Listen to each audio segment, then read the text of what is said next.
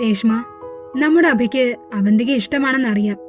പക്ഷേ അവന്തികയ്ക്ക് ഇഷ്ടമാണോ എന്നും ചോദിച്ചാ ചിലപ്പോ തോന്നും ആണെന്ന്, ചിലപ്പോ തോന്നും അല്ലെന്ന്. രേഷ്മയ്ക്ക് എന്ത് തോന്നുന്നു? ഇന്നും കൂടി ഞാൻ ഈ കാര്യം അവളോട് ചോദിച്ചതേ ഉള്ളൂ. പക്ഷേ പെണ്ണ് പിടിതരുന്നില്ല. ചുണ്ടും പുളുത്തി അവൾ അങ്ങനെ നിന്നു. അത് ശരിയാണെന്ന് രേഷ്മയ്ക്ക് തോന്നുന്നുണ്ടോ? എന്ത്?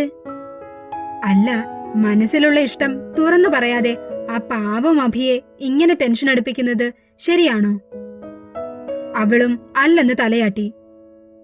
പ്രണയം ഒരാളോട് എപ്പോ വേണമെങ്കിലും തോന്നാം. പക്ഷേ അത് അവരോട് തുറന്നു പറയാനുള്ള മാന്യത നമ്മൾ കാണിക്കണ്ടേ? അതല്ലേ ന്യായം, അല്ലേ രേഷ്മേ?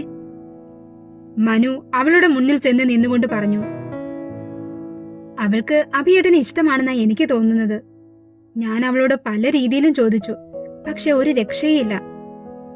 ഇനിയിപ്പോ അവള് പറയുന്നെങ്കിൽ പറയട്ടെ, നമുക്ക് വെയിറ്റ് ചെയ്യാം. നമുക്കല്ല, നീ വെയിറ്റ് ചെയ്തോ. എനിക്കതിന് പറ്റില്ല.